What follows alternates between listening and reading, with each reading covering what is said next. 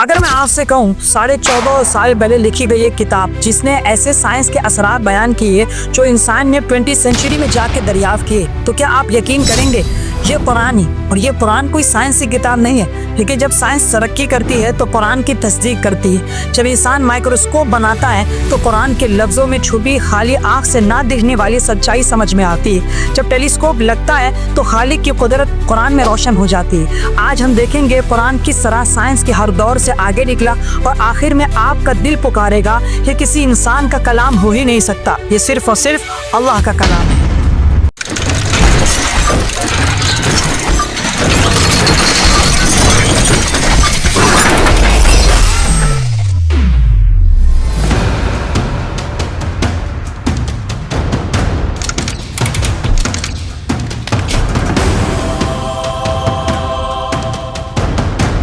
Science कहती है universe का आगाज एक जबरदस्त एक्सप्लोजन से हुआ, यानी धमाके से, जिसे बिग बैंग कहते हैं। ये थ्योरी 20th सेंचुरी में समझ आई, लेकिन कुरान 14.5 साल पहले कह चुका है। सूरह अंबिया आयत नंबर 30 में, क्या काफिर नहीं देखते कि आसमान और जमीन मिले हुए थे, हमने उन दोनों को फाड़ दिया। एक सिंगल एंटिटी थी जिसे अल्लाह तबारक व तआला ने फाड़ कर दुनिया बनाई। ये वही कॉन्सेप्ट है जिसे साइंस आज बिग बैंग कह रही है। क्या हजरत मोहम्मद सल्लल्लाहु अलैहि वसल्लम ने फिजिक्स पढ़ी थी या कोई ऑब्जर्वेटरी थी उनके पास? इनमें से कुछ भी नहीं था, ये वही का मौजिज़ा था।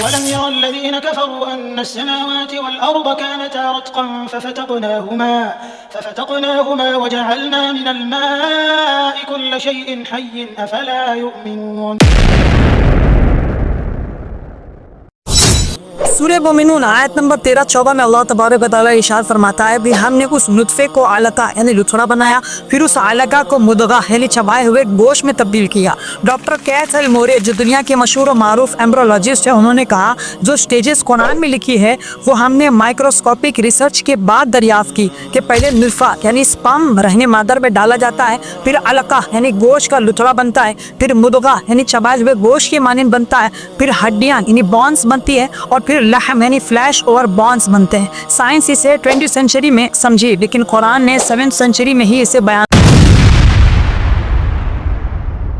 साइंस आज कहती है माउंटेन्स एक्ट लाइक स्टेक्स और pegs that stabilize earth crust, यानी पहाड़ खीले या खूंटों की तरह जमीन में काम करते हैं जो जमीन की परत को मजबूत करते हैं। सूरह नबा आयत नंबर 6 और 7 में अल्लाह तबारक व तआला इरशाद फरमाता है कि हमने जमीन को बिछौना नहीं बनाया और पहाड़ों को उसमें स्टेक्स यानी खीले की तरह नहीं बनाया। माउंटेन जमीन के अंदर गहरे जाते हैं, जैसे कोई कील जमीन में ठोकी जाती है। ये बात किसी को 100 साल पहले तक भी नहीं पता थी, लेकिन कुरान ने इसे 14.5 साल पहले बता दिया। अलम नजअलिल अर्द मिहादन वल जिबाल औतादा। सूरह रहमान आयत नंबर 19 और 20 में अल्लाह तबारक तआला ने इरशाद फरमाया, उसने 2 समुंदर बहाए कि देखने मालूम हो के मिले हुए हैं, मगर उनके दरमियान एक रुकावट है कि वो हद पार नहीं कर सकते। साइंस कहती है कि सॉल्ट वाटर और फ्रेश वाटर का जंक्शन थर्मोक्लाइन बैरियर होता है, जिसमें दोनों का टेम्परेचर, सॉल्ट लेवल और डेंसिटी मुख्तलिफ होती है। यही वजह है कि वो मिलते तो है लेकिन मिक्स नहीं होते। रसूलुल्लाह सल्लल्लाहु अलैहि वसल्लम के पास ये इल्म कहाँ से आई? क्या उन्होंने ओशनोग्राफी पढ़ी थी? नहीं, यह अल्लाह का कलाम था। बैनहुमा बरज़ख़ुन ला यबग़ियान फ़बिअय्यि आलाइ रब्बिकुमा तुकज़्ज़िबान। सूरह नूर आयत नंबर 43 में अल्लाह तबारक तआला ने इरशाद फरमाया, क्या तुम नहीं देखते कि अल्लाह बादलों को चला कर इकट्ठा करता है, फिर उन्हें एक ढेर बनाता है, फिर उनमें से बारिश निकालता है। आज साइंस कहती है कि पानी पहले वेपर बनता है, फिर कंडेंसेशन होती है, फिर क्लाउड इकट्ठा होते हैं, फिर उनका ढेर बनकर बारिश गिरती है। ये प्रोसेस कुरान में है। लफ्ज़ों की सादगी में छुपा एक इल्म का समंदर है परा। साइंस आज कह रही है कुरान ने 14.5 साल पहले ही इसे बयान कर दिया। हदीद आयत नंबर 25 में अल्लाह तबारक तआला ने इरशाद फरमाया, और हमने लोहा यानी आयरन उतारा जिसमें बड़ी ताकत है और फायदा है।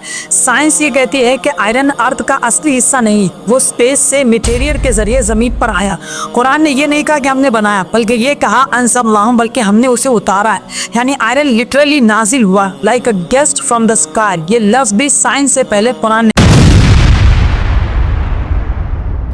सूरह क़ियामा आयत नंबर 4 में अल्लाह तबारक व तआला ने इरशाद फरमाया, क्या इंसान ये समझता है कि हम उसकी हड्डी नहीं जोड़ सकते, बल्कि हम तो उसकी उंगलियों के निशान तक दोबारा बना देने वाले हैं।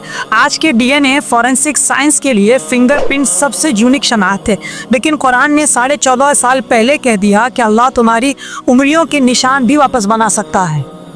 बला क़ादिरीन अला अन नुसव्विय बनाना। आज साइंस कुरान के पीछे भाग रही है। जब भी कोई नई खोज होती है तो कुरान के अल्फाज और गहराई समझ में आती है। फिर भी लोग कहते हैं कि ये सब किसी इंसान ने लिखा होगा। आप मुझे खुद बताएं, आज से 14.5 साल पहले जब टेक्नोलॉजी का नामो निशान भी नहीं था, क्या कोई शख्स सहरा में बैठकर big bang, embryology, oceanography, astronomy और जियोलॉजी लिख सकता है? ये सब उस कलाम का नतीजा है जो अल्लाह के अर्श से नाजिर हुआ है। अगर आप कुरान पाक को सिर्फ और सिर्फ तिलावत का जरिया समझते हैं तो आप गलत फहमी का शिकार हैं, क्योंकि कुरान एक मोजिज़ा है। कुरान इल्म का समंदर है। कुरान वो किताब है जिसमें फिजिक्स का नूर, केमिस्ट्री की हिकमत, बायोलॉजी का राज और सबसे बढ़कर रब का पैगाम छुपा हुआ है। आज कुरान को सिर्फ पढ़ने की नहीं बल्कि जानने, समझने और सोचने की ज़रूरत है। अपने बच्चों को कुरान के साइंटिफिक मिरेकल्स बताइए ताकि उनका यकीन बढ़े और ईमान सिर्फ किताबी ना रहे बल्कि जिंदा और जावेद हो जाए। वीडियो अगर इन्फॉर्मेटिव लगी हो तो चैनल को सब्सक्राइब करें, वीडियो को लाइक करें और शेयर लाजमी करें।